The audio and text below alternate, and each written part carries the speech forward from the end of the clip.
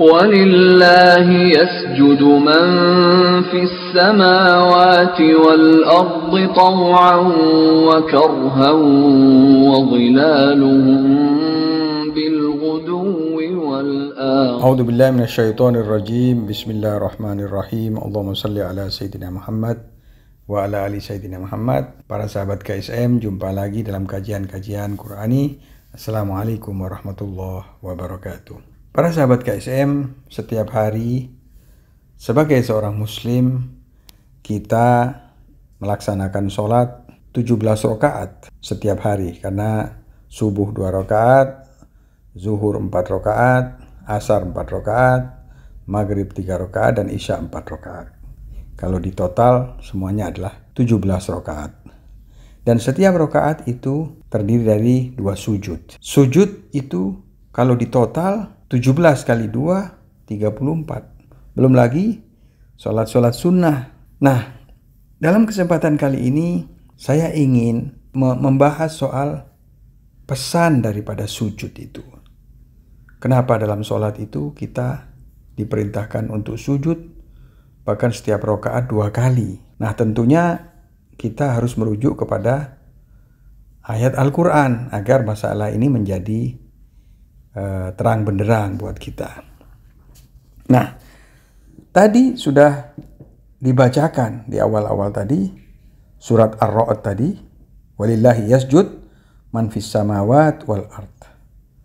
Jadi kepada Allah lah bersujud siapa saja, penghuni langit dan juga penghuni bumi. Nah, man di sini menunjukkan adalah makhluk yang berakal. Ya, termasuk manusia di bumi, dan yang di langit tentunya adalah para malaikat. Semuanya yang ada di langit dan di bumi itu bersujud kepada Allah. Tau'an, secara sukarela, secara senang hati mereka bersujud. Orang-orang mukmin yang taat kepada Allah itu sujud dengan hati yang memang ingin mereka bersujud. Lalu bagaimana yang tidak mau bersujud? Misalkan orang-orang kafir. Itu sesungguhnya mereka juga bersujud. Karena bersujud di sini artinya juga mereka tidak bisa menolak daripada aturan daripada penciptaan Allah Subhanahu wa taala. Misalkan orang kafir ketika ajalnya tiba, dia tidak bisa menolak takdir ajal itu. Dia harus pasrah kepada Allah. Hanya saja secara syariat dia tidak patuh kepada Allah. Dia tidak mau bersujud kepada Allah. Namun secara penciptaan tidak ada yang bisa lari dan menolak daripada kekuasaan Allah Subhanahu wa taala. Dan sujud ini adalah puncak daripada rasa kehinaan kita di hadapan Allah SWT. Rasa kerendahan diri kita di hadapan Allah. Kita disuruh merendahkan diri, disuruh menghinakan diri di hadapan Allah. Tidak di hadapan manusia. Karena Allah sendiri yang memerintahkan agar kita patuh secara mutlak kepada Allah Subhanahu wa ta'ala. Nah, menariknya di surat Nahl itu berbeda bunyinya. Walillahi yasjudu ma fis samawati wa ma fil ardi min dabbatin wal malaikatu wa hum la yastakbirun. Walillahi yasjud ma fis samawati wa ma fil ard min dabbah wal malaikah wa hum la yastakbirun. Jadi bersujud kepada Allah apa? Di sini ma. Yang tadi itu di surat Ra'd man. Bersujud apa saja yang ada di langit dan apa yang ada di bumi. Min dabbah. Dabbah itu adalah makhluk yang bernyawa yang bisa berpindah dari satu tempat ke tempat lain. Dan dabbah ini termasuk manusia, hewan, dan jin itu bisa masuk dalam kategori dabbah.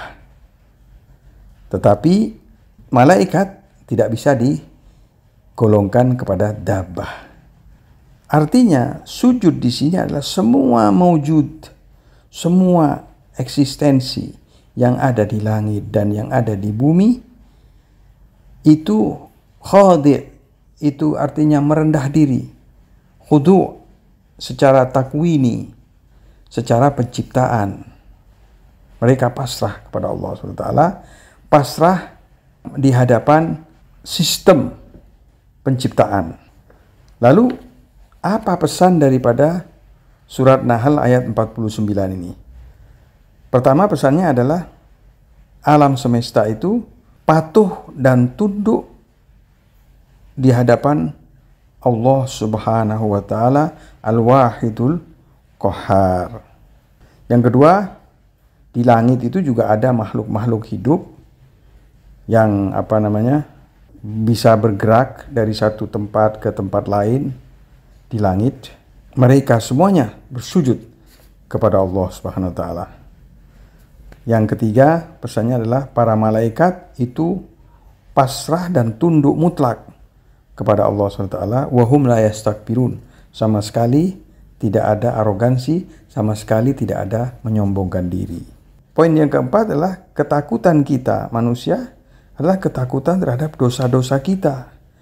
Namun beda sekali dengan ketakutan para malaikat, itu takutnya mereka itu disebabkan oleh mereka mengerti kedudukan dan keagungan Allah Subhanahu wa taala. Yakhafuna rabbahum min fawqihim. Poin kelima,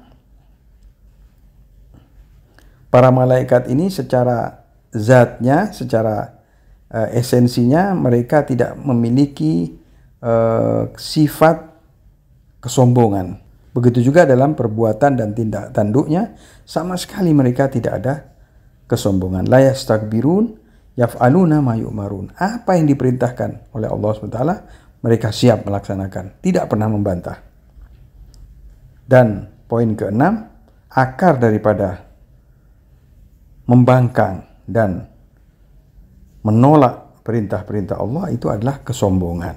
Yang ketujuh, para malaikat itu adalah diberi tugas oleh Allah Subhanahu wa taala. Mereka diberi tanggung jawab oleh Allah Subhanahu wa taala.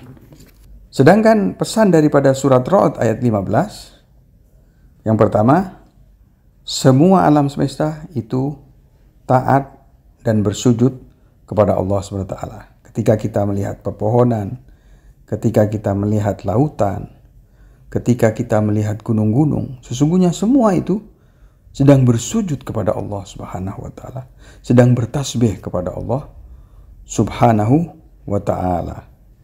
Namun yang bisa merasakan sujud mereka, merasakan tasbih mereka adalah orang-orang yang diberi basirah, para aulia Allah, para anbiya. Itu betul-betul mereka memahami dan mengetahui jika semua alam semesta sedang sujud dan sedang bertasbih kepada Allah Subhanahu wa taala.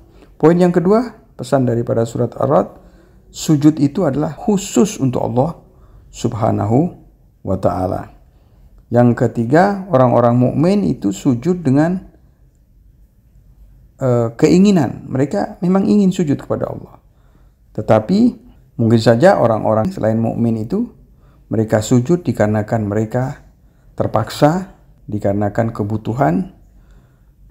Mereka menampakkan kerendahan diri dan kehinaan diri di hadapan Allah Subhanahu wa taala. Poin yang keempat, apabila makhluk itu sudah taat dan patuh kepada Allah Subhanahu wa taala, maka perbuatan-perbuatannya dan apapun yang berhubungan dengan makhluk ini maka akan berada dalam jalur dan garis kepatuhan kepada Allah Subhanahu wa taala. Bayangan-bayangan orang tersebut itu juga patuh kepada Allah Subhanahu wa taala. Poin kelima, sujudnya makhluk-makhluk ini abadi. Yasjudu bil ghuduwi wal asal. Siang dan malam mereka bersujud. Dan dalam sudut pandang Islam, sujud ini adalah ibadah yang terpenting untuk Allah SWT. Dan berdasarkan beberapa hadis, manusia tatkala dia sujud, itu dia lebih dekat kepada Allah dibanding dalam keadaan yang lain. Oleh karena itu para anbiya, para aulia itu kalau melakukan sujud itu sujudnya lumayan lama. Karena sujud ini adalah lambang ubudiyah atau penghambaan atau khudu di hadapan Allah SWT yang paling menonjol, yang paling terang benderang. Oleh karena itu tidak ada perbuatan yang dibenci oleh setan itu melebihi daripada ketika melihat manusia bersujud, bersimpuh di hadapan Allah SWT. Setan sangat membenci hal itu.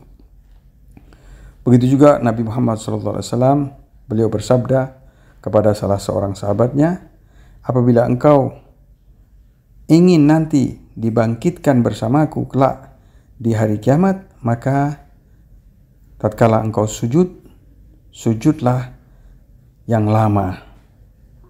Lakukan sujud-sujud yang panjang. Sujud yang panjang ini akan menghidupkan ruh dan jiwa manusia. Oleh karena itulah setiap rakaat dalam sholat itu sampai diperintahkan 2 sujud. Ketika manusia sujud, maka dia akan melupakan segalanya kecuali Allah. Dan manusia melihat dirinya sangat dekat kepada Allah. Para ulama dan guru-guru akhlak sangat menganjurkan agar kita melakukan sujud yang panjang. Rasul bersabda, wa idza aradta an yahsyurakallah ma'i yaumal qiyamah fa'atilis sujud baina yadayillahil wahidil qahar. Kalau engkau ingin nanti dibangkitkan bersamaku pada hari kiamat, maka panjangkan sujudmu di hadapan Allah Subhanahu wa taala. Sujud itu menggambarkan ketika kita pertama sujud, dahi kita taruh di atas sejadah. Itu artinya kita dari tanah, kemudian kita bangun dari sujud. Artinya kita dihidupkan ke dunia, dilahirkan ke dunia, entah berapa tahun. Akhirnya kita kembali menaruh dahi kita di sujud yang kedua. Artinya apa? Kita akan kembali ke tanah lagi, kita akan dimatikan. Kemudian setelah itu kita bangkit lagi, kita bangun lagi dari sujud. Artinya kita akan dibangkitkan lagi kelak di yaumil mahsyar, hari kebangkitan. Jadi 2 sujud itu menggambarkan perjalanan kita dari pertama bahwa kita diciptakan dari tanah, kemudian dilahirkan ke dunia ini, kemudian kita akan diwafatkan. Setelah itu kita akan dibangkitkan lagi kelak di akhirat. Jadi pesannya sangat indah sekali daripada sujud. Mudah-mudahan apa yang saya sampaikan mengenai sujud ini akan menambah pengetahuan kita tentang hikmah dan makna serta pesan daripada sujud. Ikhwani wa akhwati sekalian, wabillahi taufiq wal hidayah. Wassalamualaikum warahmatullahi wabarakatuh. يا حبيبي يا شافعي يا رسول الله بأمي وأبي فديتك سيدي صلاة وسلام عليك يا نبي حبيبي يا محمد أتيت بالسلام والهدى محمد حبيبي يا محمد يا رحمة للعالمين يا محمد يا من حليت حياتنا بالإيمان يا من بجمالك علمت الإحسان.